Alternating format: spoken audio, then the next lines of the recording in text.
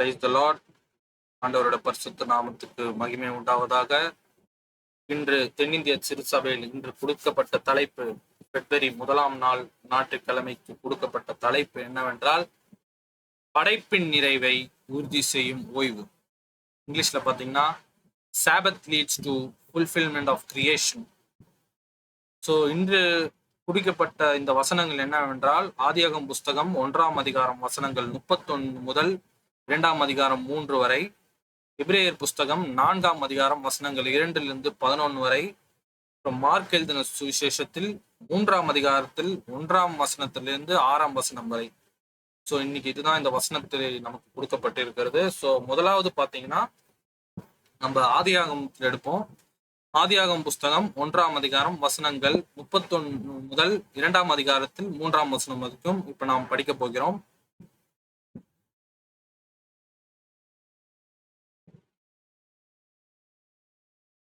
அப்பொழுது தேவன் தாம் உண்டாக்கின எல்லாவற்றையும் பார்த்தார். அது மிகவும் நன்றாயிருந்தது.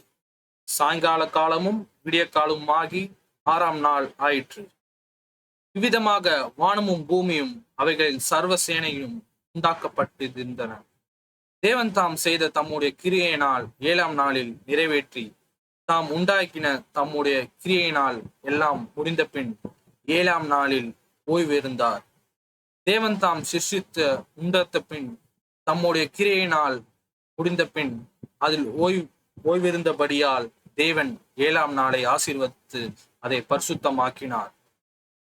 ஸோ இந்த தலைப்பு பார்த்தீங்கன்னா படைப்பின் நிறைவை உறுதி செய்யும் ஓய்வு.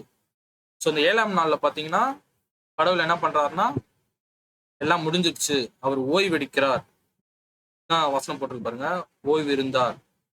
ஸோ நம்ம பொதுவா ஓய்வு அப்படின்னா நம்ம என்ன நினைப்போம்னா, ரெஸ்ட், ஒரு தூங்க போறோம் அப்படிதான் அதனோட அர்த்தம். என்று நம்ம தமிழ்ல வந்து இப்ப நார்மலா ஒருத்தங்கிட்ட நான் இப்போ ஓய்வு எடுக்க போறேன்னா நம்ம என்ன நினைப்போம்னா, ரெஸ்ட் எடுக்க போறோம், நான் தூங்க போறேன் அப்படிதான் அர்த்தம்.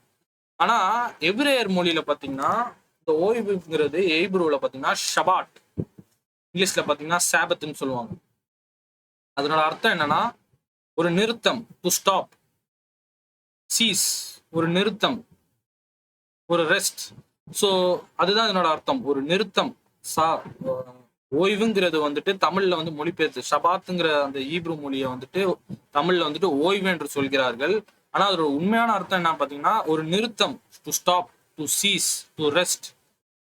இப்போ இதனோட உதாரணம் பாத்தீங்கன்னா, இப்போ இவ்வளவு பெரிய ஒரு பில்டிங், இந்த பில்டிங் எடுத்தோன்னே அப்படியே வந்துருமா? ஃபர்ஸ்ட் என்ன பண்ணுவாங்க, இந்த மாதிரி ஒரு ஃபவுண்டேஷன் போடுவாங்க, அது குழி நோண்டி அதுக்கு கம்பியை போட்டு, அது ஜல்லி கான்கிரீட்டை போட்டு, அதுக்கப்புறம் வந்துட்டு கல்லு கட்டுவாங்க, அப்புறம் மேல தளத்துக்கு கம்பியெல்லாம் போட்டு, அப்புறம் அதுக்குமே கான்கிரீட் போடுவாங்க. அந்த மாதிரி 1 மாடி 2 மாடி, அது முடிச்சோன்னா tiles work, plumbing work, electrical work, painting work, finishing எல்லாமே பண்ண பிறகுதான் இந்த மாதிரி ஒரு கட்டிடம் வரும்.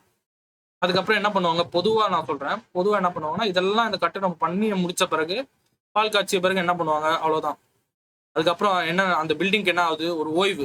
அந்த ஓனருக்கு என்ன ஆகுது, ஒரு ஓய்வு கிடைக்குது. அந்த ஓய்வு என்னது, அவர் தூங்குறாரா இல்ல அவர் முடிச்சிட்டாரு, 2 மாடி நான் கட்டணும்னு ஆசைப்பட்டேன், அது கட்டிட்டேன், எல்லா ஒர்க்கும் முடிச்சு, அந்த நான் இப்போ ஓய்வு எடுக்கிறேன்னா அவர் தூங்குறாருன்னு அர்த்தமா, இல்ல அவர் ஒரு ஃபினிஷ், ஒரு ஸ்டாப், ஒரு நிறுத்தம். ஸோ அதே பிரின்சிபல் தான். உங்களுக்கு புரியுதுன்னு நான் நினைக்கிறேன். இந்த எக்ஸாம்பிள் உங்களுக்கு ஏன் அது சொன்னேன்னா, நிறைய பேர் ஓய்வுனா கடவுள் ரெஸ்ட் எடுக்கிறாரா, ரெஸ்ட் கிடையாது, இதுதான் அதனோட அர்த்தம். ஸோ கடவுள் வந்து ஓய்வு எடுக்கிறாருன்னா என்ன அர்த்தம்னா, 6 நாள் நான் வந்து பக்காவா நான் வந்து இந்த உலகத்தை படைச்சு விட்டேன், 7ஆம் நாள் பாத்தீங்கன்னா முடிந்தது. ஓய்வுனா அவர் தூங்கவில்லை, ஒரு ரெஸ்ட், அதாவது ஒரு நிறுத்தம், ஒரு ஸ்டாப், அதுதான் அதனோட உண்மையான அர்த்தம். ஸோ அதுக்காக தான் நான் அந்த உதாரணத்தை கொடுத்தேன். ஸோ உங்களுக்கு அது புரிஞ்சிருக்கும். அந்த ஓய்வு, இப்போ நம்மளோட டைட்டில் என்னன்னா, படைப்பின் நிறைவை உறுதி செய்யும் ஓய்வு. 6 நாள் அவர் கரெக்டா படிச்சுட்டாரு. இப்போ 7ஆம் நாள் ஓகே, எல்லாம் முடிந்து விட்டது, இதுக்கு மேல எந்த ஒர்க்கும் நமக்கு தேவையில்ல, எல்லாம் சூப்பரா இருக்கு, நம்ம பண்ண கிரியேஷன்ஸ் பக்காவா இருக்கு. ஸோ 7ஆம் நாள் பாத்தீங்கன்னா ஒரு ஓய்வுன்னு தமிழ்ல போட்டிருக்கு. அதனோட உண்மையான அர்த்தம் பாத்தீங்கன்னா ஷபாத், சாபத் அப்படின்னு அர்த்தம் வரும். இப்போ நம்ம முதல் பாயிண்ட் நம்ம பார்த்துட்டோம். இப்போ 2வது பாத்தீங்கன்னா, இந்த 7ஆம் நாளுக்கு, 7ஆம் நாள் இருக்குல்ல, அதுக்கு முடிவு இருக்கா, இப்போ நம்ம அதை பத்தி பார்க்க போறோம்.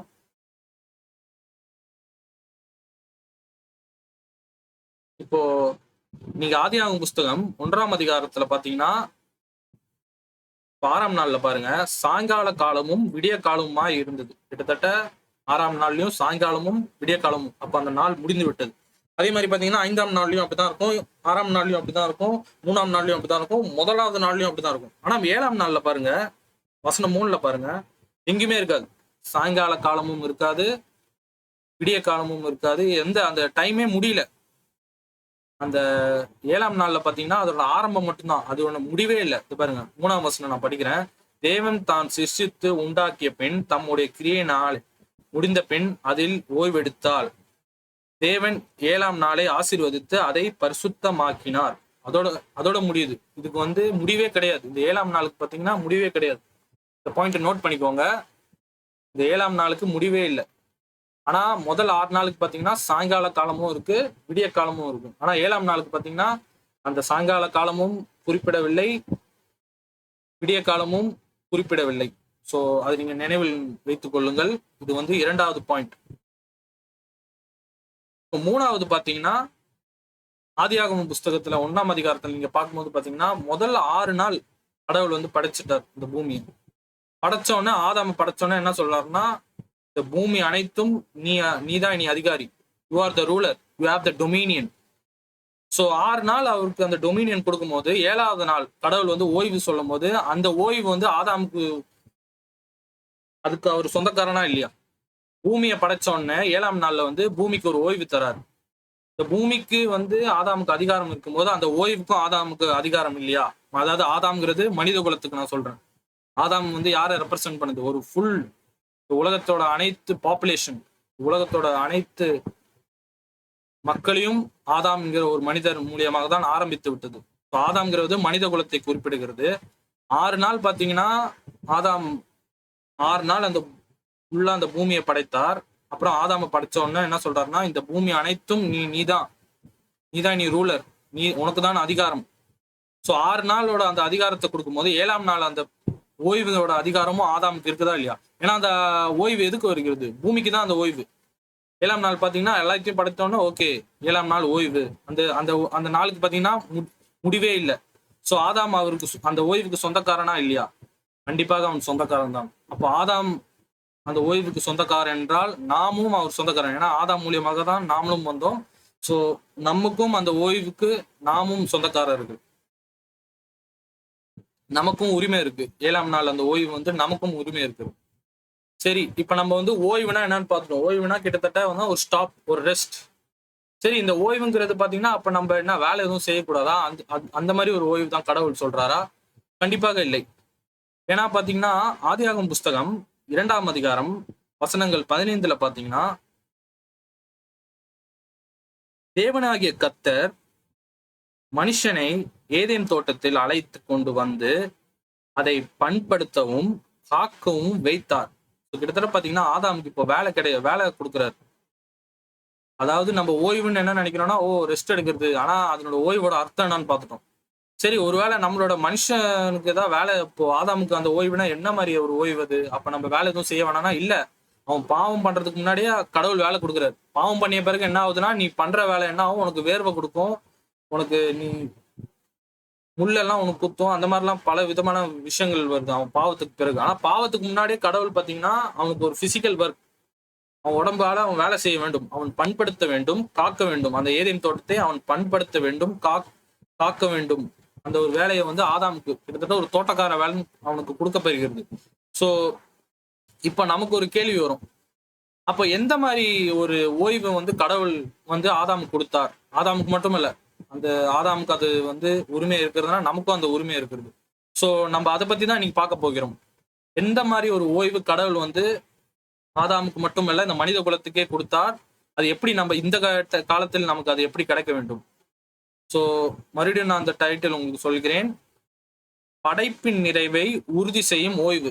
சோ நமக்கு இப்ப தெரிஞ்சு போச்சு, 7ஆம் நாள் ஒரு ஓய்வு கடவுள் கொடுத்திருக்கிறார். படைப்பு முடிஞ்சோன்னா அந்த ஓய்வு கிடைக்கிறது. அந்த ஓய்வு பாத்தீங்கன்னா அதுக்கு முடிவும் இல்லை. ஏன்னா சாயங்கால காலமும் விடிய காலமும் அந்த நாளுக்கு இல்லை. கிட்டத்தட்ட அந்த நாள் இன்னி கூட இருக்கு. அந்த ஓய்வு இன்னி கூட மனுஷனுக்கு கிடைக்கும். ஆனா அது பாத்தீங்கன்னா ஆதாம் பாத்தீங்கன்னா வேலை செஞ்சிருக்கிறார். பாவத்துக்கு முன்னாடியே அவர் வேலை கடவுள் கொடுத்திருக்கிறார், நீங்க வேலை செஞ்சாகணும். சோ எந்த மாதிரி ஒரு ஓய்வு? இது மூலியமாக எப்படி படைப்பின் நிறைவை உறுதி செய்யும் ஓய்வு? இங்கிலீஷ்ல பாத்தீங்கன்னா how Sabbath leads to fulfilment of creation. So என்ன மாதிரி ஒரு ஓய்வு, அதை பத்தி தான் நம்ம பார்க்க போகிறோம். ஸோ நம்ம முதலாவது ஆதியாகமம் புஸ்தகம் 1ஆம் அதிகாரம் 31ல இருந்து 2ஆம் அதிகாரம் 3ல இருந்து நம்ம கத்துக்கிட்ட விஷயம் என்னவென்றால், ஒரு ஓய்வுங்கிற ஒரு விஷயம் இருக்கிறது. அந்த ஓய்வுக்கு முடிவில்லை.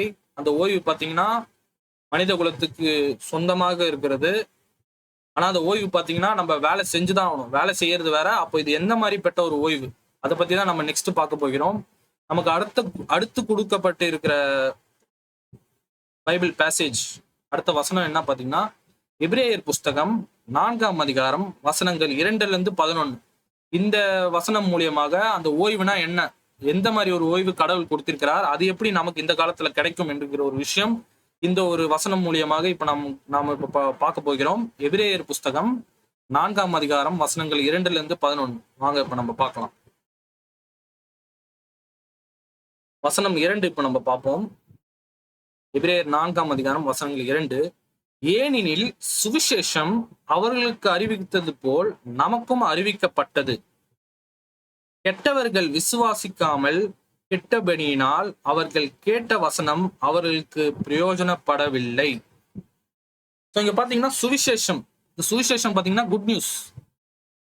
சுவிசேஷம் நம்ம என்ன நினைப்போம்னா, ஆண்டவர் இயேசு கிறிஸ்துவோட சிலுவையை பத்தியா, அப்படி கிடையாது. சுவிசேஷத்தோட அர்த்தம் என்னன்னு பாத்தீங்கன்னா, the term gospel. இந்த சுவிசேஷம் வந்து கிரேக்க மொழியில பாத்தீங்கன்னா உங்கலியான்.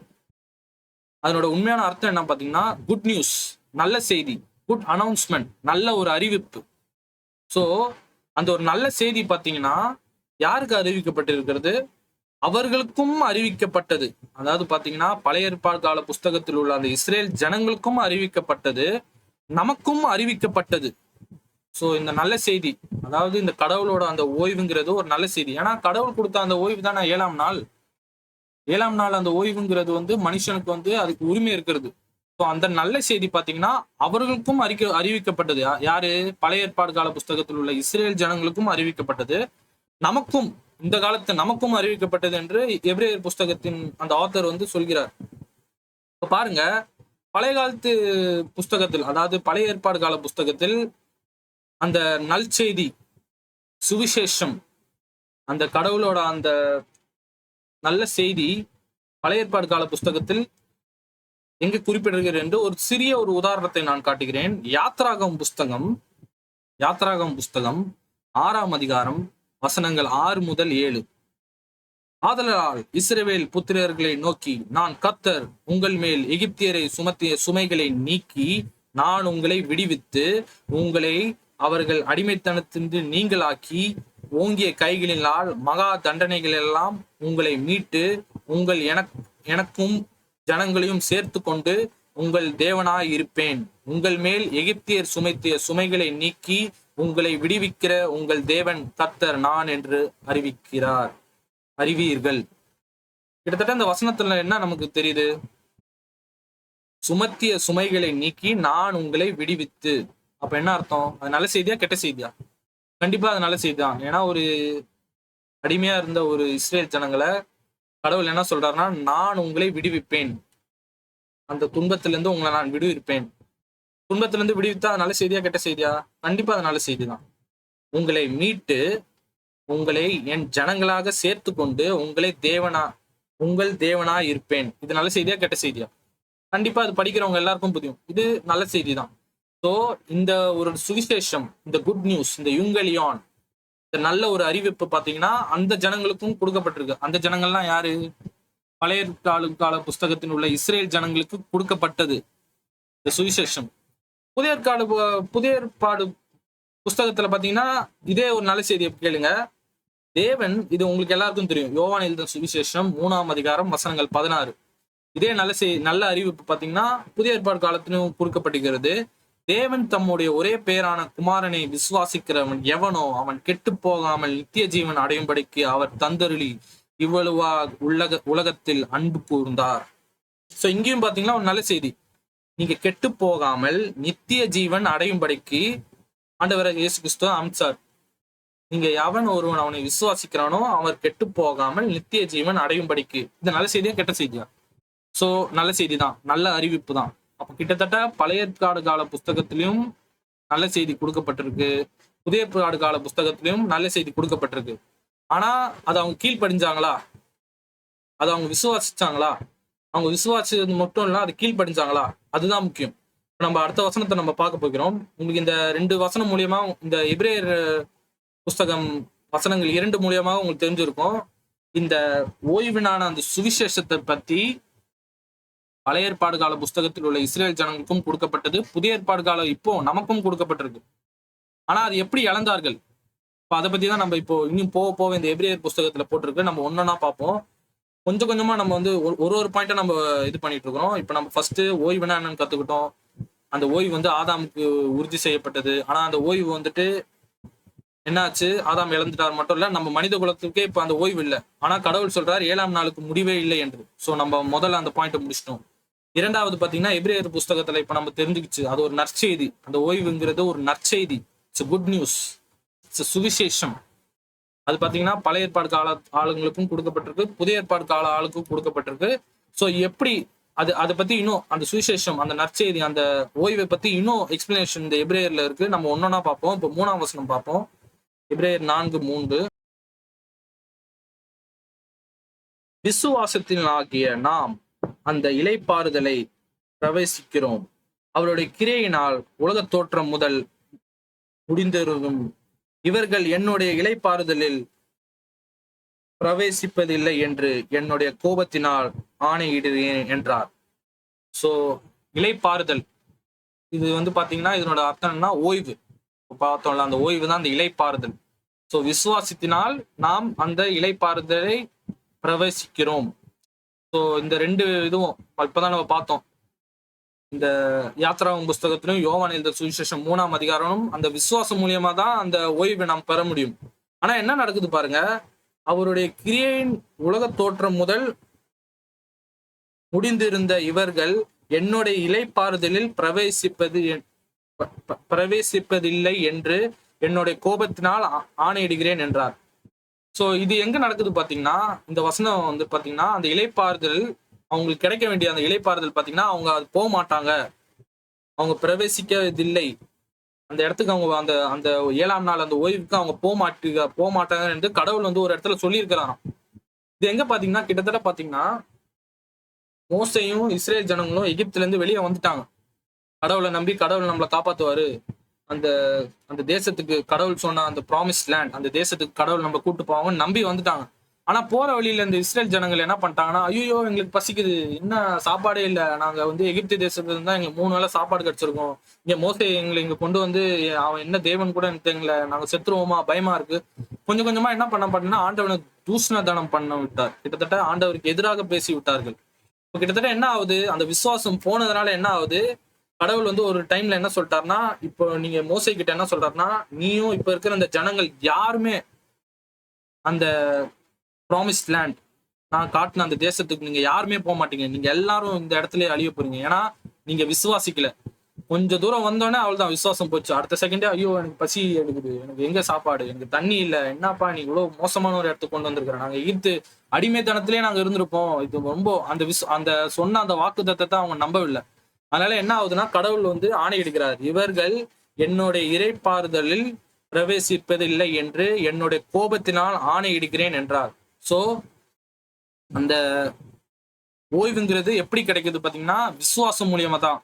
நீங்க விசுவாசித்தாதான் அந்த ஓய்வு கிடைக்கும். நீங்க விசுவாசிக்கலன்னா என்ன ஆகுது, அடுத்த செகண்டே கடவுள் சொல்றாரு, இதுக்கு மேல அந்த இளைப்பாறுதல்ல நான் உங்களை கொண்டு போக மாட்டேன், நீங்க இங்கேயே மடிய போறீங்க, ஏன்னா நீங்க என்ன நம்பல, எனக்கு ஒன்னே ஒண்ணுதான் தேவை, நான் தெய்வம்னு என்ன நம்புறீங்களா, அப்ப நான் சொல்ற வார்த்தையை நம்புங்க. ஆனா ஒரு இடத்துக்கு போயேன்னா, இல்ல நான் நம்புற மாதிரி இல்ல, எனக்கு கண்ணால எது ஆகணும், எனக்கு பசிக்குது, இஸ்ரேல் ஜனங்க சொன்னோன்னே அவ்வளவுதான், கடவுள் சொல்லிட்டார், இவர்கள் என்னோட இளைப்பாறுதலில் பிரவேசிப்பதில்லை. உங்களுக்கு 3ஆம் வசனம் புரிந்திருக்கும் நான் நம்புகிறேன். மறுபடியும் நான் படிக்கிறேன். விசுவாசத்தில் ஆகிய நாம் அந்த இளைப்பாறுதலில், அதாவது ஓய்வில் பிரவேசிக்கிறோம். நம்ம விசுவாசித்தால் அந்த 7ஆம் நாள் அந்த ஓய்வில் நாம் பிரவேசிக்கலாம். ஏன்னா அந்த 7ஆம் நாள்ல கொடுக்கப்பட்ட அந்த ஓய்வுக்கு முடிவில்லை. அவருடைய கிரையினால் உலகம் தோற்றம் முதல், அதாவது உலகம் முதல் நாள் உருவாக்குனதிலிருந்து முடிந்திருந்து இவர்கள் என்னுடைய இளைப்பாறுதலில் பிரவேசிப்பதில்லை என்று என்னுடைய கோபத்தினால் ஆணையிடுகிறேன் என்றார். ஸோ உங்களுக்கு புரிந்திருக்கும், கடவுள் பாத்தீங்கன்னா முதலாம் நாள் அந்த கிரியேஷன் பாத்தீங்கன்னா ஆதியாகமம் புஸ்தகம் 1ஆம் அதிகாரத்துல பாத்தீங்கன்னா அவர் படைத்த அந்த முதல் நாள் அங்கேயே சொல்லிட்டார், 7ஆம் நாள்ல நான் கொடுக்கப்பட்ட அந்த இலைப்பாறுதல், அந்த ஓய்வு பாத்தீங்கன்னா எல்லாருக்கும் கிடைக்கும். ஆனா இந்த இஸ்ரேல் ஜனங்களுக்கு கிடைக்கிற நேரம் பாத்தீங்கன்னா அவங்க வந்து அன்பிலீஃப், அவங்க அவிசுவாசத்தில் அடைந்து விட்டதால் கடவுள் ஆணையிடுகிறார், இவர்கள் என்னோட இலைப்பாறுதலில் பிரவேசிப்பதில்லை என்று. ஸோ நம்ம இன்னும் பார்ப்போம்.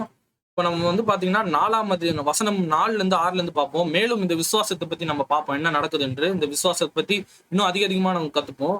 எபிரேயர் புஸ்தகம் 4ஆம் வசனங்கள் 4ல இருந்து 6 நம்ம இப்ப பார்ப்போம்.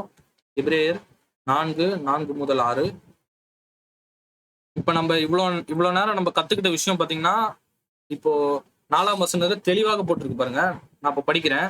மேலும் தேவன் தம்முடைய கிரியையினால் எல்லாம் முடிந்தது, 7ஆம் நாளில் ஓய்வு இருந்தார் என்று 7ஆம் நாளை குறித்து ஓரிடத்தில் சொல்லி இருக்கிறார். சோ பாத்தீங்கன்னா இந்த வசனம் பாத்தீங்கன்னா உங்களுக்கு எங்க இருக்குன்னு தெரியும். 7ஆம் நாள் எங்க போட்டிருக்கு? ஆதியாகமம் புஸ்தகம் 1ஆம் அதிகாரத்துல நம்ம பார்த்தோம். 2ஆம் அதிகாரத்துல வசனங்கள் 2, 3ல பாத்தீங்கன்னா அது போட்டிருக்கு, கடவுள் வந்து 7ஆம் நாள் ஓய்வு இருந்தார். சோ எங்கேயோ ஒரு இடத்துல போட்டிருக்கு. சோ நம்ம இவ்வளவு நேரம் நம்ம அந்த விஷயத்த வந்து பேசியிருந்தோம். ஆனா வந்து பாத்தீங்கன்னா இப்போ இந்த வசனம் வந்து ஒரு ப்ரூஃபா நமக்கு காட்டுது. 7ஆம் நாள்ல கடவுள் ஓய்வு இருந்தார். அந்த அதிகாரம் அந்த ஓய்வு இருந்த அந்த ஓய்வு பாத்தீங்கன்னா அதனோட அதிகாரம் நமக்கும் இருக்கு. ஆனா அது விசுவாசித்தா மட்டும்தான் அந்த ஓய்வு கிடைக்கும். இப்ப இஸ்ரேல் ஜனங்க பாத்தீங்கன்னா அதை இழந்துட்டாங்க. அந்த நற்செய்தி, அந்த ஓய்வுங்கிற ஒரு நற்செய்தியை பாத்தீங்கன்னா இஸ்ரேல் ஜனங்க எப்படி இழந்தாங்க நம்ம பார்த்தோம். திரும்பி நம்ம பார்ப்போம். இப்ப நமக்கு இப்ப என்ன சொல்ல வருது நம்ம பார்ப்போம். வசனம் 5 பாருங்க. அன்றியும் அவர்கள் என்னுடைய இலைப்பாறுதலில் பிரவேசிப்பதில்லை என்று அந்த இடத்திலே சொல்லி இருக்கிறது. ஆகையால் சிலர் அதில் பிரவேசிப்பது இன்னும் வரப்போகிற காரியமாய் இருக்கப்படியினால் சுவிசேஷத்தின் மூலம் முதலாவது கேட்டவர்கள் கீழ்ப்படியாமல் அதில் பிரவேசியாமல் போனபடியினால். இந்த 6ஆம் வசனத்தில் தெளிவா போட்டிருக்கு, அவங்க எதனால அவங்க போல அந்த ஓய்வுக்கு அவங்க ஏன் போல? கீழ்ப்படியாமல் இருந்தபடியால் அதில் பிரவேசியாமற்று போய்விட்டார்கள். அவங்க வந்து பாத்தீங்கன்னா அவங்க கீழ்ப்படியில. நம்ம இப்பதான் அந்த வசனத்தை பத்தி பார்த்தோம். கிட்டத்தட்ட பாத்தீங்கன்னா கடவுள் வந்து 7ஆம் நாள் அந்த கொடுத்த ஓய்வு பாத்தீங்கன்னா நமக்கும் அதிகாரம் இருக்கு. ஆனா ஆதாமும் என்னாச்சு? பாவம் செய்ததால் கீழ்ப்படியில. ஒரு விஷயத்த பண்ணாதனா பண்ணிட்டாரு. என்ன நீ விசுவாசித்தினா போதும்பா, நீ உயிர் வாழலான்னு ஆதாமுக்கு ஏவாளுக்கும் சொன்னாங்க. இல்ல உங்க பேச்செல்லாம் கேட்க முடியாது, நான் அந்த பழத்தை சாப்பிட்டு உங்களை மாதிரி நானும் தேவமாக போறேன்னு நினைச்சா அவ்வளவுதான், இறந்து விட்டார். இஸ்ரேல் ஜனங்களும் பாத்தீங்கன்னா எகிப்துல அடிமையா இருந்தாங்க. அவங்களும் என்ன பாத்தீங்கன்னா, என்ன நீங்க நம்புனீங்கன்னா நான் உங்களை இந்த தேசத்துல இருந்து உங்களை கொண்டு போய் ஒரு சூப்பரான ஒரு தேசத்துல கொண்டு வருவேன், நீங்க என்ன விசுவாசித்தா போதும், நான் சொல்றதை மட்டும் கீழ்ப்படிஞ்சா போதும். ஆனா அவங்களும் என்ன பண்றாங்க? ஆனா என்னப்பா அந்த தேவர் பசி எடுக்குது எனக்கு, இல்ல நான் எகிப்து தேசத்துக்கே போறேன். அந்த அவிசுவாசம் அடைந்து விட்டார்கள், அவங்க கீழ்ப்படியவில்லை. அப்ப மறுபடியும் என்ன ஆகுது? அந்த ஓய்வு அவங்களுக்கு கிடைக்கவில்லை. ஓய்வு கிடைக்கும்னு எதிர்பார்த்தாங்க, ஆனா கிடைக்கவில்லை. இப்போ நமக்கு அந்த வாய்ப்பு இப்ப இருக்கு. நமக்கும் அந்த ஓய்வு இப்ப நினைச்சா கிடைக்கும். ஆனா நம்ம கீழ்ப்படுகிறோமா இல்லையா, அதுதான் கேள்விக்குறி. சோ ஆனா இப்ப பாத்தீங்கன்னா 7ஆம் வசனத்துல பாத்தீங்கன்னா ஒரு டைம்ல பாத்தீங்கன்னா யாரோ ஒருத்தர் அந்த ஓய்வுக்குள்ள போயிட்டாங்க. 7ஆம் 8ஆம் வசனத்துல இப்ப நம்ம பார்க்க போகிறோம். இது வரைக்கும் ஆதாம் போல இஸ்ரேல் ஜனங்கள், ஆதாம் வந்து இழந்துட்டாரு, அதுக்கப்புறம் இஸ்ரேல் ஜனங்களும் இழந்துட்டாங்க. அதுக்கப்புறம் பாத்தீங்கன்னா ஒருத்தர் போயிருக்கிறார், யாரோ ஒருத்தர் போயிருக்கிறாங்கன்னு இப்ப பைபிள் சொல்லுது. ஆனா அது பாத்தீங்கன்னா அது பூர்ணமான ஒரு ஓய்வு அல்ல அப்படின்னு வேதம் சொல்லுகிறது. இப்ப நம்ம அதை பார்க்க போகிறோம். வசனங்கள் 7ல இருந்து 8 பார்ப்போம். பாத்தீங்கன்னா 7ஆம் வசனம் 8ஆம் வசனம் இப்ப நான் படிக்கிறேன். இன்று அவருடைய சத்தத்தை கேட்பீர்களானால் உங்கள் இருதயத்தை கடினப்படுத்தாதிருங்கள் என்று வெகு காலத்துக்கு பின் தாவீது சங்கீதத்தில் சொல்லி இருக்கிறபடி இன்று என்று சொல்வதினால் பின்பு ஒரு நாளை குறித்திருக்கிறது. யோசுவா அவர்களை இளைப்பாறுதலுக்கு உட்படுத்தியிருந்தால் பின்பு அவர் வேறொரு நாளை சொல்லியிருக்க மாட்டார். சோ இது பாத்தீங்கன்னா இப்ப பாத்தீங்கன்னா இந்த வசனத்தோட ஏன் இதை அவர் சொல்றாருன்னா, கிட்டத்தட்ட இந்த எபிரேயர் புஸ்தகம் எழுதும் போது பாத்தீங்கன்னா அவங்க கிட்டத்தட்ட ஆண்டவராக இயேசு கிறிஸ்து ஏற்றுக்கொண்டார், கடவுளோட வார்த்தையை ஏற்றுக்கொண்டு விட்டார்கள். ஆனா அங்க அவ்வளவு துன்பர்கள் நடத்துறது. AD 60-70 அந்த டைம்ல நான் சொல்றேன். அந்த டைம்ல பாத்தீங்கன்னா அவ்வளவு துன்புறுத்தல். கிட்டத்தட்ட பாத்தீங்கன்னா அந்த யூத மக்கள் பாத்தீங்கன்னா கிறிஸ்துவரெல்லாம் மாறி விட்டார்கள். ஆனா அவ்வளவு துன்பத்தினால் பாத்தீங்கன்னா அவங்க திருப்பி வந்து இல்ல நம்ம ஆண்டவராக இயேசு கிறிஸ்துவ நம்ம மறுதலிச்சிடலாம், நம்ம திருப்பி விசுவாசிக்க வேண்டாம், அப்படி நம்ம பண்ணிட்டா நமக்கு அந்த துன்பம் வராது, நமக்கு அந்த கஷ்டம் வராது, நம்மளை துன்புறுத்த மாட்டாங்க அப்படிங்கிற ஒரு நிலைமையில போகிறார். அப்போ வந்துட்டு இந்த எபிரேயர் புஸ்தகத்தின் அந்த ஆத்தர் என்ன எழுதுறார் என்றால், இன்று அவருடைய சத்தத்தை கேட்பீர்களானால் உங்களுக்கு உங்கள் இருதயங்களை கடினப்படுத்தாதிருங்கள். சோ இன்று அது ஏன் இன்றுன்னு போடுறாருன்னா, அந்த இன்னைக்கு நீங்க இந்த மாதிரி வேலை பண்றதுனால என்ன நடக்கும் பாத்தீங்கன்னா, நீங்க அதை இழக்க போறீங்க. அந்த நற்செய்தி, அந்த ஒரு ஓய்வை நீங்க இழக்க போறீங்க. தேவையில்லாம இழக்காதீங்க. நீங்க உங்களோட பழைய சன்னதியை யோசிக்கோங்க, உங்க இஸ்ரேல் ஜனங்களை யோசிங்க, இஸ்ரேலோட உங்களோட பழைய முன்னோர்களை பாருங்க, அவங்களும் இதே மாதிரி இழந்தாங்க, நீங்களும் இதே தப்பு தான் பண்றீங்க. பாருங்க தாவீது என்ன சொல்றாரு பாருங்க. சங்கீதக்காரன், அதாவது தாவீது சங்கீதத்தில் சொல்லி இருக்கிறபடி இன்று என்று சொல்வதினால் பின்பு ஒரு நாளை குறித்திருக்கிறது. அதாவது பாத்தீங்கன்னா உங்களோட பழைய தலைமுறை, அதாவது உங்களோட முற்பிதாக்கள், இஸ்ரேல் ஜனங்களை அடிமையா இருந்த உங்களோட முற்பிதாக்கள் பாத்தீங்கன்னா அவங்களுக்கு அந்த ஓய்வு கிடைக்க வேண்டியது, ஆனா அதை அவங்க இழந்துட்டாங்க. அது மட்டுமல்ல, 8ஆம் வசனத்தை பாருங்க. யோசுவா பாத்தீங்கன்னா ஒரு டைம்ல வந்து பாத்தீங்கன்னா அந்த கடவுள் சொன்ன அந்த ப்ராமிஸ்ட் லேண்ட், அந்த சொன்ன அந்த தேசத்துக்கு ஆனா கொண்டு போயிட்டாங்க. ஆனா யோசுவாவும் என்ன சொல்றாருன்னா, அவர் வேறொரு நாளை குறிப்பிட்டு சொல்கிறார். அவர் அந்த கடவுள் சொன்ன அந்த பூமிக்கு போயினா என்ன நினைச்சாங்கன்னா, எனக்கு ஓய்வு கிடைச்சது. ஆனா தாவீதுக்காரன் என்ன சொல்றாருன்னா, தாவீதுக்காரன் எப்ப வந்தாரு? யோசுவாக்கு அப்புறம் கொஞ்சம் வருஷங்கள் கழிச்சுதான் அவர் வந்தார்.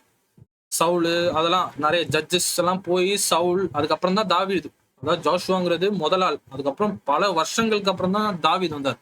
தாவீது பாத்தீங்கன்னா என்ன சொல்றாருன்னா, சங்கீதத்துல என்ன சொல்றாரு, இன்று today you will receive that rest, today you will, இன்று உங்களுக்கு அந்த ஓய்வு கிடைக்கும் என்று தாவீதுக்காரன் சொல்லியிருக்க மாட்டான். ஜோஷுவா ஒருவேளை அவர் கரெக்டா இந்த மக்களை அன்னைக்கு கொண்டு போன நாள் அன்னைக்கு அந்த ப்ராமிஸ் லேண்டு கொண்டு போயிருந்தால் என்ன இருக்கும், அப்ப அந்த ஓய்வு வந்து உங்களுக்கு கிடைச்சிருக்கும். ஆனா ஜோஷுவா வந்துட்டு அந்த ஓய்வு கொடுக்கவில்லை. அந்த ப்ராமிஸ் லேண்ட், கடவுள் சொன்ன அந்த லேண்டுக்கு நீங்க போனாலும் அந்த ஓய்வு உங்களுக்கு கிடைக்கவில்லை. ஏன் கிடைக்கவில்லை? நீங்க கீழ்ப்படியாமல், உங்களோட விசுவாசத்தை நீங்கள் கீழ்ப்படியாதது இருந்தால் என்ன ஆகுது, அந்த ஓய்வு இன்னும் உங்களுக்கு கிடைக்கல. அதனாலதான் தாவீதுக்காரன் வந்து சங்கீதத்தில் எழுதியிருக்கிறார், இன்று டுடே உங்களுக்கு அந்த ஓய்வு கிடைக்கும், நீங்க அதை கீழ்ப்படிந்தால். அதனால்தான் அந்த 7ஆம் வசனத்து போல இருக்கு, உங்கள் இருதயங்களை கடினப்படுத்தாதிருங்கள். உங்க இருதயத்தை நீங்க இதாக்காதீங்க. நான் வந்துட்டு இல்ல, நான் ஸ்டபானா தான் இருப்பேன், இந்த விசுவாசமே வேணாம், கடவுள் வந்துட்டு எனக்கு என்ன பண்ணாரு அப்படின்னு நீங்க பண்ணாதீங்க. விசுவாசத்துல இருந்து நீங்க கீழ்ப்படிந்தாதான் அந்த ஓய்வு கிடைக்கும். சோ தாவீது ஏன் வந்து இன்று சொல்றாரு, 7ஆம் நாள்லயே அந்த ஓய்வு கிடைச்சிச்சு. அப்ப தாவீது பாத்தீங்கன்னா எத்தனை 3000 வருஷம் கழிச்சு, ஆதியாகமம் புஸ்தகம் எழுதி 3000 வருஷம் கழிச்சு தான் தாவீதே வர்றாரு. அவர் சொல்றாரு, இன்று அந்த ஓய்வு உங்களுக்கு கிடைக்கும், நீங்க உங்களோட இருதயத்தை கடினப்படுத்தாமல் நீங்கள் விசுவாசத்தில் நீங்கள் நிலைத்திருந்தால் உங்களுக்கு அந்த ஓய்வானது கிடைக்கும். அப்படிதான் தாவீது வந்து குறிப்பிடுகிறார். சோ நம்ம இப்ப இவ்வளவு விஷயம் பார்த்துட்டோம்.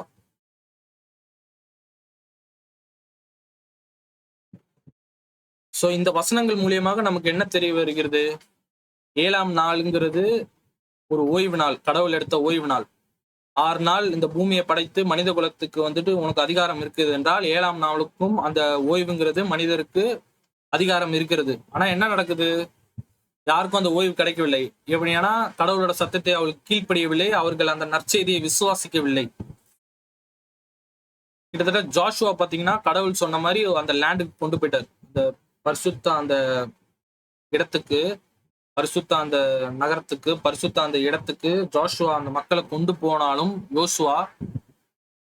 யோசுவாக்கு அப்புறம் பிற ஜெனரேஷன், அதாவது ரொம்ப நாள் கழிச்சு தாவீது சொல்றாரு, நீங்க கடினப்படுத்தாமல் விசுவாசித்தால் உங்களுக்கு அந்த ஓய்வானது கிடைக்கும். அப்ப கிட்டத்தட்ட பாத்தீங்கன்னா ஜோஷுவாலையும் அந்த இது கொடுக்க முடியல அந்த மக்களுக்கு, ஏன்னா அவங்க கீழ்ப்படியவில்லை. நீங்க அந்த பழைய ஏற்பாடுகள புஸ்தகம் பாத்தீங்கன்னா கொஞ்ச நாள் அவங்க இது பண்ணுவாங்க, அடுத்த செகண்டே அவங்க அடுத்த கடவுளை வணங்குவாங்க, கெட்ட வழியில போயிடுவாங்க, கடவுளுக்கு எதிராக இருப்பாங்க. சோ அதனால என்ன கிடைக்குதுன்னா அந்த ரெஸ்ட் வந்து முழுமையடையவில்லை. ஸோ அதனால்தான் வந்து தாவீதுக்காரர் வந்து சொல்கிறார், அந்த ஓய்வானது உங்களுக்கு இன்னி கூட கிடைக்கும், நீங்க ஒண்ணுமே இல்லை, இந்த விசுவாசத்தில் நீங்க நிலைத்திருந்தால் உங்களுக்கு அந்த ஓய்வு இப்ப கிடைக்க விடும். சோ அதுதான் இந்த எபிரேயர் புஸ்தகத்துல நம்ம தெரிஞ்சுக்கிறோம். அந்த ஓய்வுங்கிறது வந்து பாத்தீங்கன்னா நம்ம வந்து வேலை செய்யாம நம்ம ஜாலியா தூங்குறதுக்கு இல்லை. அந்த ஓய்வு பாத்தீங்கன்னா ஸ்பிரிச்சுவல், அது ஒரு ஆவிக்குரிய ஒரு ஓய்வு. ஆனா அந்த ஓய்வு நமக்கு எப்படி கிடைக்கும்னா, நம்ம விசுவாசித்து அதில் நிலைத்து இருந்தால்தான் அந்த ஓய்வு நமக்கு கிடைக்கும் என்கிற ஒரு விஷயம் பாத்தீங்கன்னா எபிரேயர் புஸ்தகத்தில் நமக்கு இப்ப வெளிப்படுத்துகிறது. சோ நம்ம திரும்பி பார்ப்போம். இப்போ பழைய ஏற்பாடு கால புஸ்தகத்துல பாத்தீங்கன்னா இஸ்ரேல் ஜனங்க பாத்தீங்கன்னா கடவுளோட அந்த வார்த்தையை அவர்கள் கீழ்ப்படியாமல் அதை விசுவாசிக்காமல் என்ன நடக்குது, அந்த ஓய்வை கிடைக்கவில்லை. இப்போ புதிய ஏற்பாடு கால புஸ்தகத்தில் நாம் வாழ்ந்து கொண்டு இருக்கிறோம். இப்போ கடவுளோட அந்த வார்த்தை வந்துட்டு என்னவாக ஆகிவிட்டது புதிய ஏற்பாடு கால புஸ்தகத்தில். படிப்போமா வசனத்தை. யோவான் எழுதின சுவிசேஷம் 1ஆம் அதிகாரம் வசனங்கள் 14. அந்த வார்த்தை எந்த வார்த்தை? கடவுளோட வார்த்தை மாம்சமாகி, கடவுளோட வார்த்தை மாம்சமாகி, யார் அந்த மாம்சம்? ஆண்டவராகிய இயேசு கிறிஸ்து. கிருபையினால் சத்தியத்தினாலும் நிறைந்தவராய் நமக்குள்ளே வாசம் பண்ணினார். அவருடைய மகிமையை கண்டோம். அது பிதாவின் ஒரே பேரான குமாரனை மகிமைக்கு ஏற்ற மகிமையாகவே இருந்தது. சோ பழைய ஏற்பாடு கால புஸ்தகத்துல நீங்க வந்து கடவுளோட வார்த்தையை கீழ்ப்படியாமல் அதை விசுவாசிக்காமல் என்ன நடக்குதுன்னா, அதுதான் அந்த நற்செய்தி. கடவுளோட வார்த்தையை நீங்க விசுவாசித்தால், அதை பின்பற்றினால் உங்களுக்கு அந்த கடவுளின் அந்த ஓய்வு கிடைக்கிவிடும். ஆனா பழைய ஏற்பாடு கால புஸ்தகத்தில் யாரும் அதை கீழ்ப்படியவில்லை. இப்ப அந்த வார்த்தையே எங்க இருக்குது? பூமிக்கே வந்துருச்சு. அது எந்த ரூபத்துல வந்திருக்கு? மாம்சமாகி மனுஷ கோலத்தில் எப்படியாக வந்தார்? உங்க எல்லாருக்கும் தெரியும், கிறிஸ்தவர்கள் உங்க எல்லாருக்கும் தெரியும் அந்த வார்த்தை மாம்சமாகி எப்படி வந்தது. ஆண்டவராக இயேசு கிறிஸ்துங்கிற ஒரு வடிவில் வந்திருக்கிறது.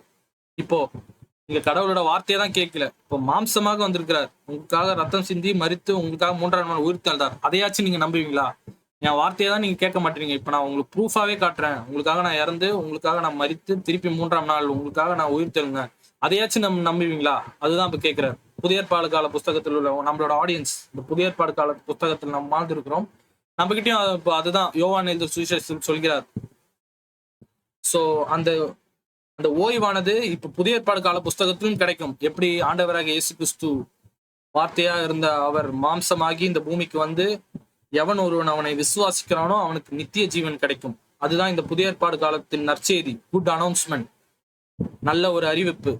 எவன் அதை ஏற்றுக்கொள்கிறானோ அவனுக்கு இடம் கிடைக்கும். கடவுள் அந்த 7ஆம் நாள் கொடுத்த அந்த ஓய்வு இப்போது இன்று கிடைக்கும். தாவீது சொல்ற மாதிரி இன்னைக்கு கூட கிடைக்கும். ஏன்னா அந்த நாளுக்கு எண்டே கிடையாது. 7ஆம் நாளுக்கு சாயங்கால காலமும் இல்லை, விடிய காலமும் இல்லை. அந்த 7ஆம் நாளுக்கு எண்டே கிடையாது. கடவுளோட வருகை வர வரைக்கும், கடவுளோட 1000 வருஷம் முடிஞ்ச வரைக்கும் அந்த ஓய்வு இருக்கு. சோ இது மூலியமா உங்களுக்கு தெரிஞ்சிருக்கும் நான் நம்புறேன். சோ எபிரேயர் புஸ்தகத்துல பாத்தீங்கன்னா இப்ப நம்ம என்னென்ன கத்துக்கிட்டோம் நான் ஒரு சின்ன ஒரு ரீகேப் கொடுக்குறேன். எபிரேயர் புஸ்தகத்துல நம்ம என்னென்ன கத்துக்கிட்டோம்னு ஒரு சின்ன ஒரு ரீகேப் நான் கொடுக்குறேன். கடவுளோட ஓய்வு பாத்தீங்கன்னா அது ஒரு நற்செய்தி. 3ஆம் வசனத்துல நம்ம பார்த்தோம், அது ஒரு நற்செய்தி. இளைப்பாறுதல்ங்கிறது ஒரு நற்செய்தி. அந்த நற்செய்தி பாத்தீங்கன்னா இஸ்ரேல் ஜனங்களுக்கும், அதாவது அந்த கால அவர்களுக்கும் அறிவிக்கப்பட்டது, நமக்கும் அறிவிக்கப்பட்டது. ஆனா அவங்க என்ன பண்றாங்க? அவங்க அது கீழ்ப்படியில, அவங்க அதை விசுவாசிக்கல. அதனால அவர்கள் இழக்கிறார்கள். அது மட்டுமல்ல, எல்லாரும், ஆதாமும் இழந்துட்டாரு, இஸ்ரேலும் இழந்துட்டாங்க, எல்லாருமே. யோசுவா கூட பாத்தீங்கன்னா, யோசுவா பாத்தீங்கன்னா இஸ்ரேல் ஜனங்களை வந்து அந்த கடவுளோட அந்த ப்ராமிஸ் லேண்டுக்கு கொண்டு போயிட்டாரு. ஆனா என்ன நடக்குது? அவங்களுக்கு அந்த ஓய்வானது கிடைக்கவில்லை. ஏன்னா அவங்க விசுவாசிக்கவில்லை. அவங்க இன்னும் வந்துட்டு அதை நம்பவில்லை. இன்னும் அவங்க கீழ்ப்படியவில்லை. அதனால்தான் தாவீதுக்காரன் ஜோஷுவாக்கு அப்புறம் ஒரு 1000 வருஷம் கழிச்சு வந்த அந்த தாவீதுக்காரனே பாத்தீங்கன்னா இப்ப சொல்கிறார், இன்று உங்களுக்கு அந்த விசுவாசம் கிடைக்கும். உங்களுடைய இருதயத்தை கடினப்படுத்தாது இருங்கள் இன்று. ஏன்னா அந்த இன்று ஏன் அவர் சொல்றாருன்னா, அந்த 7ஆம் நாளைக்கு முடிவே இல்லை. எல்லா நாளும் அந்த 7ஆம் நாள் தொடருது. 2026 நாம் வாழ்ந்திருக்கிற நமக்கும் அந்த 7ஆம் நாளோட அந்த ஓய்வு இன்றும் கிடைக்கும். அதனால்தான் தாவீதுக்காரன் சொல்றாரு இன்று. அது வெறும் தாவீது காலத்தோட அந்த காலகட்டத்தில் மட்டுமல்ல, 2026 நாம் வாழ்ந்திருக்கிற இந்த காலகட்டத்திலும் அந்த ஓய்வானது கிடைக்கும். எப்படி கிடைக்கும்? நம்ம விசுவாசிக்க வேண்டும், அதில் நிலைத்திருக்க வேண்டும்.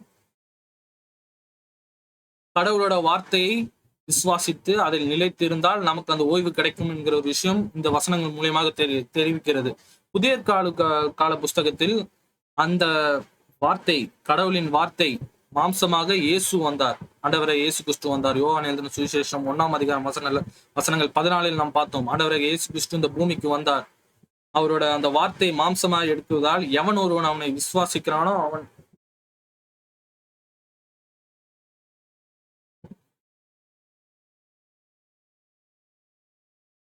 ஆண்டவராக இயேசு கிறிஸ்து அந்த கடவுளின் வார்த்தை மாம்சமாக வந்து எவன் ஒருவன் அவனை விசுவாசிக்கிறார்களோ அவர்களுக்கு நித்திய ஜீவன் கிடைக்கும், அந்த ஓய்வானது கிடைக்கும் என்று நாம் இந்த எபிரேயர் மூலியமாக நாம் இப்போது தெரியப்படுத்துகிறது. அது மட்டுமல்ல, ஆண்டவராகிய இயேசு கிறிஸ்து வார்த்தையா இருந்தவர் மாம்சமாகி வருவதால் அந்த மாம்சத்தை நாம் ஏற்றுக்கொள்வது மூலியமாக அவர் நமக்கு அந்த ஓய்வும் கிடைக்கிறது. அது மட்டுமல்ல, அந்த ஓய்வின் கடவுளே ஆண்டவராகிய இயேசு கிறிஸ்து தான். ஏன்னா அவர் தான் ஓய்வு கொடுக்க போறார். அப்போ அவர் தான் the Lord of Sabbath. So அதுதான் அந்த மாதிரி ஒரு விஷயத்த தான் நம்ம இப்ப பார்த்தோம். அடுத்ததாவது பாத்தீங்கன்னா நமக்கு 3வது ஒரு வசனங்கள் கொடுக்கப்பட்டிருக்கு. 3வது இது பாத்தீங்கன்னா மார்க் எழுதின சுவிசேஷத்தில் வசனங்கள் 3ஆம் அதிகாரத்தில் வசனங்கள் 1-6 வரைக்கும் போட்டிருக்கிறது. இந்த பேசேஜை நம்ம படிச்சு நம்ம இதுல என்ன போட்டிருக்குன்னு நம்ம பார்க்க போகிறோம். இந்த ஓய்வை பத்தி தான், அந்த ஓய்வு நாளை பத்தி தான் போட்டிருக்கு. இந்த ஓய்வை பத்தி தான் குறிப்பிட்டிருக்கிறது. நம்ம இப்போ மார்க் எழுதின சுவிசேஷத்தை பத்தி நம்ம பார்ப்போம். மார்க் எழுதின சுவிசேஷத்துல பாத்தீங்கன்னா ஒரு இன்சிடென்ட், ஒரு நிகழ்வு ஒன்று நடக்கிறது. அது மூலியமாக ஆண்டவராகிய இயேசு கிறிஸ்து நான் தான் இந்த சபாத், இந்த ஓய்வு, இந்த 7ஆம் நாள் ஓய்வின் கடவுளே நான் தான் என்கிற எப்படி அவர் குறிப்பிடுகிறார் என்று நம்ம பார்க்க போகிறோம். இந்த 3ஆம் அதிகாரம் நம்ம படிக்க போறது இல்லை, நான் சின்னதா உங்களுக்கு எக்ஸ்பிளைன் பண்ணிடுறேன். என்ன நடக்குது பாத்தீங்கன்னா, ஒருத்தர் ஒரு பிசிக்கலி சேலஞ்ச், அதாவது அவரால் கை நிமித்த முடியல, அவர் ஒரு லேம், இங்கிலீஷ்ல லேம்னு சொல்லுவாங்க, கிட்டத்தட்ட ஒரு ஹேண்டிகேப் பர்சன் சொல்லலாம். அது பாத்தீங்கன்னா அவர் அந்த வாசல்ல உட்காந்துட்டு இருக்கிறார், இயேசு போற அந்த வாசல்ல உட்காந்துட்டு இருக்கிறார். அப்போ பாத்தீங்கன்னா அவர் இயேசுவை பார்க்கிறார். அப்போ பக்கத்துல இருக்கிற அந்த பரிசேயர் பாத்தீங்கன்னா, ஓய்வு நாளாச்சு இன்னைக்கு, சபாத் 7ஆம் நாளுங்கிறது ஓய்வு நாளாச்சு, இன்னைக்கு குணப்படுத்தக்கூடாது, குணப்படுத்தினா தப்பாச்சு, ஏன்னா வேலை செய்யக்கூடாது, அதுதான் ரூல்ஸ். 7ஆம் நாள் அந்த சாபத் நாள் அன்னைக்கு வேலை செய்யக்கூடாது. இப்போ இவர் குணப்படுத்திட்டா அப்ப வேலை செஞ்சுட்டான்னு அர்த்தம் இல்ல, இது மூலியமா இவர் ஏதாவது பண்ணலாம். ஆனா இங்க கடவுள் என்ன பண்றாரு பாத்தீங்கன்னா, நீ கையை நிமித்து உனக்கு குணப்படுத்துவேன். அப்போ அந்த சபாத்தில் அந்த ஓய்வு நாள் அன்று அவர் குணப்படுத்துகிறார். சோ இது மூலியமாக நமக்கு என்ன தெரிவிக்கிறது? நம்ம ஆதிகாமம் புஸ்தகம் 1ஆம் அதிகாரத்தை நம்ம பார்த்தோம். 6 நாள் அவர் படைத்த உடனே ஓகே எல்லாமே பக்காவா இருக்கு, பியூரா இருக்கு, அப்புறம் தான் 7ஆம் நாள் ஓய்வு கொடுத்தார். ஆனா இந்த மார்க் எழுதின சுவிசேஷம் 3ஆம் அதிகாரத்துல பாத்தீங்கன்னா, இங்க இந்த மனிதர் எந்த நிலையில இருக்கிறார்? அவர் பூர்ணமாக இருக்கிறாரா? அவர் ஃபுல்லா அவரோட அந்த ஹியூமன் கெப்பாசிட்டி, கேப்பபிலிட்டி அவருக்கு இருக்கா? அவர் அந்த நபர் முழுமையான ஒரு மனிதராக இருக்கிறாரா? கை காலெல்லாம் கரெக்டா இருக்குதா? இல்ல. இந்த அதிகாரத்துல பாத்தீங்கன்னா அந்த ஆளுக்கு is a handicap, is a physically challenge, அவரால் ஒழுங்கான ஒரு நிலையில் இல்லை. அப்போ ஒழுங்கான நிலையில இல்லைன்னா அப்ப என்ன பண்ணணும்? ஒழுங்கான நிலை ஆக்குனாதான் அது உண்மையான ஓய்வு. ஏன்னா ஆதியாகம புஸ்தகத்துல என்ன பார்த்தோம்? எல்லாமே பக்காவா இருந்த பிறகுதான் ஒரு ஓய்வு வருகிறது 7ஆம் நாள். ஆனா இந்த மார்க் எழுதின சுவிசேஷம் 3ஆம் அதிகாரத்துல பாத்தீங்கன்னா, ஓய்வு நாள் அன்னைக்கு பாத்தீங்கன்னா ஆண்டவரை ஒரு நபரை பார்க்கும்போது அவர் அந்த கரெக்டான அந்த நிலையில் இல்லை, ஒழுங்கான அந்த நிலையில் அந்த மனிதர் இல்லை. ஓய்வு நாள் எதுக்காக கொடுக்கப்பட்டிருக்கு? ஒழுங்கான நிலையில் இருந்தால்தான் 7ஆம் நாள் ஓய்வு நாள் வந்திருக்கு. ஆனா இந்த ஓய்வு நாள் அப்போ அந்த நபர் ஒழுங்கான நிலையில் இல்லைல்ல. அப்போ அவரை குணப்படுத்துவது மூலியமாக ஆண்டவர் இயேசு கிறிஸ்து இந்த உலகத்தில் என்ன சொல்ல வருகிறார்? Jesus is the God of Sabbath. இந்த கடவுள் ஆண்டவராக இயேசு கிறிஸ்து ஓய்வு நாளில் கடவுள் என்று இந்த மார்க் எழுதின சுவிசேஷம் 3ஆம் அதிகாரம் மூலியமாக அவர் இந்த முழு மக்களுக்கு மட்டுமல்ல, இப்ப படிக்கிற நமக்கும் இது மூலியமாக புரிய வருகிறது. ஏன்னா 6ஆம் நாள்ல பாத்தீங்கன்னா கடவுள் உருவாக்கிய போது எல்லாம் பக்காவா இருக்கிறது, எல்லாம் சூப்பர் பெர்ஃபெக்ட் ஒழுங்காக இருக்கிறது. அதுக்கப்புறம் தான் 7ஆம் நாள் அவர் ஓய்வு எடுத்தார். ஆனா இங்க மார்க் எழுதின 3ஆம் அதிகாரத்தை பாத்தீங்கன்னா இந்த நபர் ஒழுங்காக இல்லவில்லை, அவர் physically challenge, is an handicap. ஓய்வு நாள் எப்போ வரணும்? ஒழுங்காக இருந்தால்தான் ஓய்வு நாள் வர வேண்டும். இந்த நபர் ஒழுங்காக இல்லை, அதனால்தான் ஓய்வு நாளில் மூலியமாக அவரை குணப்படுத்தி ஓகே இப்போ ஒழுங்காக வந்து விட்டது என்கிற ஒரு விஷயத்தை ஆண்டவர் இயேசு கிறிஸ்து இந்த அங்க இருக்கிற ஆடியன்ஸுக்கு ஃபுல்லா காட்டுகிறார். அந்த மக்கள், அங்க இருக்கிற அனைத்து மக்களுக்கும் ஓய்வு நாள்னா எல்லாரும் ஒழுங்காக இருக்க வேண்டும். கடவுள் அந்த 6ஆம் நாள் பண்ண அதே விஷயத்தை இங்க அவர் மிமிக் பண்றார். அதே ஒரு காரியத்தை, ஆதியாகமத்தில் நடந்த காரியத்தை மார்க் எழுதின சுவிசேஷத்தில் அவர் மறுபடியும் பண்ணுகிறார். இது மூலியமாக என்ன தெரிவிக்கிறார் என்னவென்றால், ஆண்டவராகிய இயேசு கிறிஸ்து தான் ஓய்வு நாளின் தெய்வம். எவன் ஒருவன் அவனை விசுவாசிக்கிறானோ அவனுக்கு அந்த ஓய்வு கிடைக்க வேண்டும். ஸோ இது மூலியமாக நாம் மார்க் எழுதின சுவிசேஷத்தில் நாம் அந்த ஓய்வு நாளின் தெய்வன் இயேசு என்று நாம் கத்துக்கொண்டோம். ஸோ நம்ம கடைசியா இப்போ இந்த காலத்துல நம்ம வாழ்றோம், இந்த ஓய்வு நமக்கு இப்ப கிடைக்கிறதுனால என்ன யூஸ் இருக்கு அப்படின்னு நம்ம யோசிக்கலாம். நீ சொல்ற அந்த ஓய்வுலாம் சூப்பரா இருக்கு, ஆனா அதனால என்ன யூஸ் எனக்கு இருக்கு? நான் தினமும் வேலைக்கு போய் தான் ஆகணும். காலைல நான் ஏஞ்சி திங்கக்கிழமை ஆச்சுன்னா காலைல 9 மணிக்கு நான் வேலைக்கு போகணும். நைட்டு பகல் பகல் இரவு காலை ஃபுல்லா நான் கஷ்டப்பட்டு தான் வேலை செய்யணும். இந்த ஓய்வு எனக்கு என்ன யூஸ் இருக்கு? அது மட்டும் இல்ல, தினமும் நான் பணம் சம்பாரிச்சாகணும். என் குடும்பத்தை காப்பாற்றணும், நான் பணம் சம்பாதிக்கணும். அவ்வளோ கடன் இருக்கு, அவ்வளோ டெப்ஸ், அவ்வளோ கடன் இருக்கு. எனக்கு அந்த செலவு, எனக்கு வாடகை கட்டணும், எனக்கு கரண்ட் பில் கட்டணும், என் ஃப்ரெண்டுகளுக்கு கல்யாணம் வருது, அதுக்கு நான் மொய் வைக்கணும், எல்லாத்துக்கும் பணம் தேவை. அதுக்காக நான் வேலை செஞ்சுதான் ஆகணும். ஸோ கடவுளோட இந்த ஓய்வுனால எனக்கு என்ன யூஸ் இருக்கு? எனக்கு இப்போ என்ன இருக்குன்னு நான் பாக்குறேன். இஸ்ரேல் ஜனங்கள் மாதிரி தான் நம்மளும் யோசிக்கிறோம். இஸ்ரேல் ஜனங்களும் என்ன பாக்குறாங்கன்னா, கடவுளோட ஓய்வு வந்துட்டு அவங்க கண்டுக்கவில்லை. எனக்கு பசிக்குது, எனக்கு சாப்பாடு வேணும். ஐயோ எனக்கு பசிக்குது, ஐயோ நான் வனாந்தரத்துல இருக்கிறேன், ஐயோ நான் எதுக்கு நான் அந்த வனாந்தரத்துல வந்தேன், ஐயோ நான் கஷ்டப்படணுமே அப்படின்னு தான் யோசிக்கிறாங்க. இந்த காலத்தையும் நம்ம இப்படிதான் இப்ப யோசிக்கிறோம். இப்போ இந்த இந்த மெசேஜ் மூலியமா இந்த ஓய்வை பத்தி அவர் சொல்றாரு. இதனால நமக்கு என்ன யூஸ் இருக்கு? நம்ம நாளைக்கு திங்கக்கிழமை, நீங்க ஞாயிற்றுக்கிழமை, நாளைக்கு திங்கக்கிழமை போயிட்டு நம்ம எப்பவும் போல வேலைக்கு தானே போகணும், கஷ்டப்படணும், சம்பாதிக்கணும், சாப்பிடணும், சாப்பாடு காசு வேணும். ₹1 இல்லைன்னா கூட நம்ம ஹோட்டல்ல கூட ஏற முடியாது. அப்போ இதனால என்ன யூஸ் இருக்கு இந்த ஓய்வுனால? நான் இந்த ஆன்சர் சொல்றதுக்கு முன்னாடி ஒரு சிறிய ஒரு மனிதரை பத்தி நான் சொல்ல விரும்புகிறேன். Alexander the Great. உங்க எல்லாருக்கும் தெரியும் அலெக்சாண்டர் அவர் யாருன்னு. கிட்டத்தட்ட உலகத்துல இருக்கிற பல தேசங்களை அவர் பாத்தீங்கன்னா அவரோட போர் மூலியமாக அவர் அந்த எல்லா நாட்களும் பல தேசங்களை அவர் எடுத்துக்கொண்டார். He conquered the whole world. கிட்டத்தட்ட he conquered the whole world. ஆனா அவர் சாகும் போது அவர் என்ன யோசிக்கிறாருன்னா, நான் இவ்வளோ எடுத்துட்டேன், கடைசியில ₹1 கூட என்னால எடுத்துட்டு போக முடியல. நான் சாகும் போது நீங்க என்ன பண்றீங்கன்னா கையை விரிச்சுட்டு வைங்க, அப்ப ஃபியூச்சர் ஜெனரேஷனுக்காச்சும் புரியும். நம்ம எவ்வளவுதான் இந்த உலகத்துல சம்பாரிச்சாலும் கடைசியில ₹1 கூட எடுத்துட்டு போக முடியாது. நம்ம சாகும் போது நம்ம அவ்வளவு கஷ்டப்படுறோம், இவ்வளவு பணம் நம்ம சம்பாதிக்கணும், நமக்கு அவ்வளவு கடன் இருக்கு, அது இருக்கு. ஆனா அலெக்சாண்டர் சொல்றாரு எதுவுமே யூஸ் இல்லை. கடைசியில சாகும் போது ₹1 கூட நமக்கு மிஞ்சாது, வேற ஒருத்தவங்க தான் அதை எடுத்துக்க போறாங்க. சோ இது மூலியமாக அலெக்சாண்டர் இதுதான் நமக்கு வெளிப்படுத்திக்கிறார். எதுவுமே நமக்கு என்னதான் ஒர்க் பண்ணாலும், எவ்வளவுதான் நம்ம பணம் சம்பாதிச்சாலும், எவ்வளவுதான் இந்த உலகத்தையே நம்ம ஜெயிச்சாலும் எதுவும் எடுத்துட்டு போகிறது இல்லை. சரி, அதனால என்ன? கடைசியில எல்லாரும் மரணம் தானே அடைவிப்போம், இதெல்லாம் காமன் தானே. ஆனா பைபிள் இன்னொரு ஒரு மரணத்தை பத்தி குறிப்பிடுகிறது, 2வது மரணம். உங்களுக்கு அதை பத்தி தெரியுமா? நம்ம என்ன நினைக்கிறோம், ஒரு மரணம் தான் இருக்கு போல இருக்கு, நம்ம நல்லா சம்பாரிச்சோமா, நல்ல சொத்தை சேர்த்தோமா, அடுத்த தலைமுறைக்கு வாழ்ந்தோமா, அவ்வளவுதான், மறிச்சோமா, முடிஞ்சிச்சு. அது கிடையாது. வேதம் இன்னொரு ஒரு மரணத்தை பத்தி குறிக்கிறது. நீங்க ஒரு மரணத்தை பத்தி தான் இந்த உலகம் தெரியும். ஆனா வேதம் இன்னொரு மரணம், செகண்ட் டெத், 2வது மரணம், அதை பத்தி நான் இப்ப படிக்கிறேன். வெளிப்படுத்தல் புஸ்தகம் 2ஆம் அதிகாரம் வசனங்கள் 11. ஆவியானவர் சபைகளுக்கு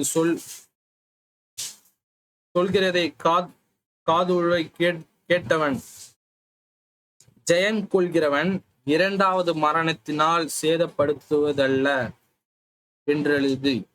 கிட்டத்தட்ட என்ன சொல்லுதுன்னா, 2வது மரணங்கிறது ஒண்ணு இருக்கிறது. நம்ம எதாவது தெரியுமா? நம்ம எல்லாம் என்ன நினைக்கிறோம், நல்லா பணம் சம்பாதிக்கணும், அவ்வளவுதான். அப்படி கிடையாது. சோ 2வது மரணம், அதுல இருந்து தப்பிக்க ஒரு வழி இருக்கிறது. யோவான் எழுதின சுவிசேஷம் 11ஆம் அதிகாரம் வசனங்கள் 25. இயேசு அவனை நோக்கி, நான் உயிர்த்தெழுந்தும் ஜீவனுமாயிருக்கிறேன், என்னை விசுவாசிக்கிறவன் மரித்தாலும் பிழைப்பான். அதுதான் அந்த ஓய்வு. நம்ம எல்லாம் நினைக்கிறோம் ஓய்வுனா அப்படியே ஜாலியா இருக்கணும். அந்த ஓய்வு இல்லை. 7ஆம் நாள் அந்த கொடுத்த ஓய்வு ஆதாமுக்கு இருந்தது. ஆனால் பாவம் செய்ததால் அவனுக்கு மரணம்ங்கிறது ஒண்ணு வந்தது. ஆனால் கடவுள் சொல்கிறார், அந்த ஓய்வானது உனக்கு கிடைக்கும். இயேசுவை விசுவாசித்தால் நீ மரித்தாலும் பிழைப்பாய். அதுதான் அந்த ஓய்வு. நீங்க விசுவாசிக்கிறீங்களா? பழைய ஏற்பாடு கால புஸ்தகத்தில் அவர்களுக்கும் கிடைத்தது இந்த நற்செய்தி. ஆனா அவங்க விசுவாசிக்கல. இப்போ நீங்கள் அதை விசுவாசிக்கிறீர்களா? நம்ம எல்லாம் நினைப்போம், என்னப்பா ஓய்வு, அதெல்லாம் தேவையில்லப்பா, கடவுள்லாம் எல்லாம் சும்மா, அதெல்லாம் கட்டுக்கதை. ஒண்ணு தெரிஞ்சுக்கோங்க, ஆபிரகாம், இந்த உலகத்தின் முற்பிதா ஆபிரகாம், மோசஸ், டேவிட், அப்போஸ்தல் பால், 4 பேரும் கடவுளுக்கு வேலை செய்தார்கள் தான். கடவுள் நீ என்னை விசுவாசிச்சுட்ட, அவ்வளவுதான், உனக்கு ஓய்வு கிடைச்சிச்சு, நீ எதுவும் வேலையும் செய்ய வேணாம் அப்படின்னு கடவுள் சொல்ல. ஆபிரகாம் பாத்தீங்கன்னா அவரும் வேலை செஞ்சார். மோசஸ் பாத்தீங்கன்னா எகிப்துல இருந்து மக்களை அந்த தேசத்துக்கு வரைக்கும் அவரு தான் கைட் பண்ணி கொண்டு போனார். கிட்டத்தட்ட அவரும் வேலை செஞ்சார். தாவீது பாத்தீங்கன்னா அந்த பட்டணத்தை காப்பாத்த, அவரோட தேசத்தை காப்பாத்த அவரும் வேலை செஞ்சார். அப்போஸ்தலன் பவுல் பாத்தீங்கன்னா கிட்டத்தட்ட அவரும் சுவிசேஷம் சொல்றதுக்கு அங்கிட்டு இங்கிட்டு ஓடினார். அவர் விசுவாசம்னா அப்பா எனக்கு அந்த ஓய்வு கிடைச்சதுன்னு இல்ல, எல்லாரும் வேலை செஞ்சாங்க தான். ஸோ வேலைங்கிறது முக்கியம்தான். ஆனா அவங்க தெரிஞ்சுக்கோங்க, அவங்க எல்லாம் விசுவாசத்தால் மரித்தார்கள். அதனால அவங்களுக்கு இப்ப என்ன கிடைக்குது? கடவுளோட அந்த ஓய்வு, கடவுளிடத்தில் அவர்கள் செல்ல முடியும். இரண்டாவது மரணம் அவங்கள தொடக்கூட முடியாது. அவர்கள் மரித்தாலும் இப்போது கூட பிழைத்து இருக்கிறார்கள். அந்த ஓய்வுதான் 7ஆம் நாளில் கொடுக்கப்பட்டது. அந்த ஓய்வு இன்றும் இருக்கிறது. தாவீதுக்காரன் சொல்றது போல் இன்று கூட அந்த ஓய்வு உங்களுக்கு கிடைக்கும். நீங்க அதை விசுவாசித்தா மட்டும் போதும். நீங்கள் உங்கள் இருதயத்தை கடினப்படுத்தாமல் விசுவாசித்தால்தான் போதும். அடப்பாப்பா, கடவுள் எனக்கு தேவையில்ல, நான் நல்லா பணம் சம்பாரிச்சு நான் பெரிய பணக்காரனா தான் போதும். அலெக்சாண்டர் உங்களுக்கு ஒரு முன்மாதிரி. நீ எதுவும் எடுத்துட்டு போக போறது இல்லை. ஆண்டவராக இயேசு கிறிஸ்துவை நீ விசுவாசித்தாலே போதும். ஏன்னா பழைய ஏற்பாடு கால புஸ்தகத்தில் வெறும் வார்த்தையை தான் கேட்டாங்க. ஆனா அந்த வார்த்தை மாம்சமாக புதிய ஏற்பாடு காலத்தில், இந்த காலத்திலும் நமக்கு ஒரு அதிகாரமாக இருக்கிறது. நீங்கள் விசுவாசித்தால் மரித்தாலும் பிழைப்பாய். இந்த 7ஆம் நாள் அந்த ஓய்வு இன்றும் உங்களுக்கு கிடைக்கும். இந்த உலகத்துல நீங்க எவ்வளவு வேலை செஞ்சாலும் கடைசியில் நீங்க டயர்ட் ஆவீங்க, உங்களுக்கு மரணம் ஏற்படும். ஆனால் ஆண்டவராக இயேசு கிறிஸ்து உங்களுக்கு கொடுக்க போற அந்த ஓய்வு, அதுக்கு எப்போதும் அழிவே அல்ல. இன்னொரு வசனம் நான் படிக்க விரும்புகிறேன்.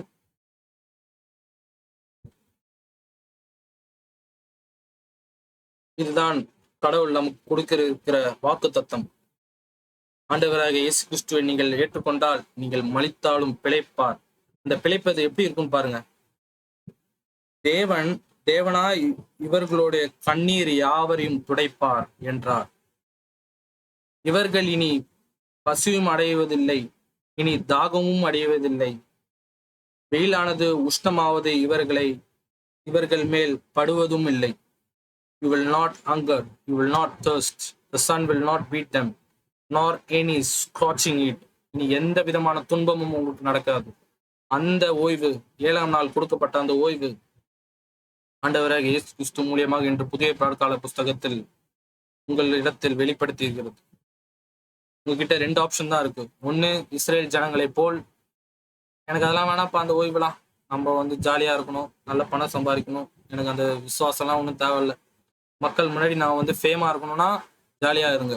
ஆனா 2ஆம் மரணம் உங்களை நேர்த்து கொண்டு இருக்கிறது. நீங்க எல்லாம் நினைக்கிறீங்க வெறும் ஒரு மரணம் தான் இருக்கு இந்த உலகத்துல, நம்ம அப்படியே வாழ்ந்தோமா ஜாலியா வாழ்ந்தோமா, இறந்த பிறகு நம்ம எங்கேயும் போக மாட்டோம், ஆத்மா அப்படியே இங்கேயே பூமியிலே சுத்திட்டு இருக்கோம், இல்லைன்னா நம்ம அப்படியே சூரியன் இடத்துல போயிடும் ஆத்மா.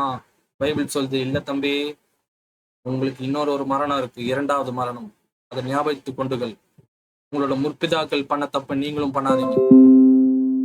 7ஆம் நாள் கொடுத்த அந்த ஓய்வு இன்றும் உங்களுக்கு கிடைக்கும். நீங்கள் உங்கள் இருதயத்தை கடிந்து கொள்ளாமல் ஆண்டவராக இயேசு கிறிஸ்துவை விசுவாசித்தால் நீ மரித்தாலும் பிழைப்பாய். அந்த ஓய்வு இன்றும் உங்களுக்கு இருக்கிறது. நீ விசுவாசிப்பாயா? அவரை நீ ஏற்றுக்கொள்வாயா உங்கள் சொந்த இரட்சகராக? அதுதான் கேள்விக்குறி. அன்பான சகோதர சகோதரிகளே, நீங்கள் ஏற்பீர்களா? அந்த ஓய்வு உங்களுக்கு கிடைக்குமா? கடைசியாக எபிரேயரில் ஒரு வசனம் உங்களுக்காக குறிப்பிடுகிறேன். எபிரேயர் 4ஆம் அதிகாரம் வசனங்கள் 10 முதல் 11. ஏனெனில் அவருடைய இளைப்பாறுதலில் பிரவேசித்தவன் தேவன் தம்முடைய கிரியைகளை முடித்து ஓய்ந்த போல் தானும் தன் கிரியைகளை முடித்து ஓய்ந்திருப்பான். ஆகையால் அந்த திர்ஷாந்தத்தின்படி ஒருவனாய்களின் கீழ்ப்படியாமையிலால் விழுந்து போகாதபடிக்கு நாம் இந்த இளைப்பாறுதல் பிரவேசிக்க ஜாக்கிரதையா இருக்க கடவோம். சோ இதுதான் அப்போஸ்தலன் பால் இந்த இஸ்ரேல் ஜனங்களுக்கு மட்டுமல்ல நமக்கும் எச்சரிக்கிறார். இந்த இளைப்பாறுதலில் நாமளும் இணைய வேண்டும். நல்லா ஜாக்கிரதையா இருங்க. உங்களோட அந்த பழைய சந்ததி மாதிரி நீங்களும் அதே தப்பு பண்ணிடாதீங்க. இப்போ நமக்கு ஒரு எடுத்துக்காட்டு தான். பழைய சந்ததி பண்ண தப்பெல்லாம் நமக்கு ஒரு எடுத்துக்காட்டா நமக்கு இப்போ காட்டுகிறது. நீங்க நினைச்சா இந்த தப்பை பண்ணாம நீங்க அந்த இளைப்பாறுதல சேர்ந்துடலாம். நீங்க விசுவாசிச்சு அதை கீழ்ப்படிந்தால், ஆண்டவராக இயேசு கிறிஸ்துவை ஏற்றுக்கொண்டால், அந்த இளைப்பாறுதல் 7ஆம் நாளில் கொடுத்த அந்த ஓய்வு இன்றும் உங்களுக்கு இருக்கிறது. நீங்கள் விசுவாசிக்க வேண்டும். நீங்கள் விசுவாசிப்பீர்களா? கீழ்ப்படிவீர்களா?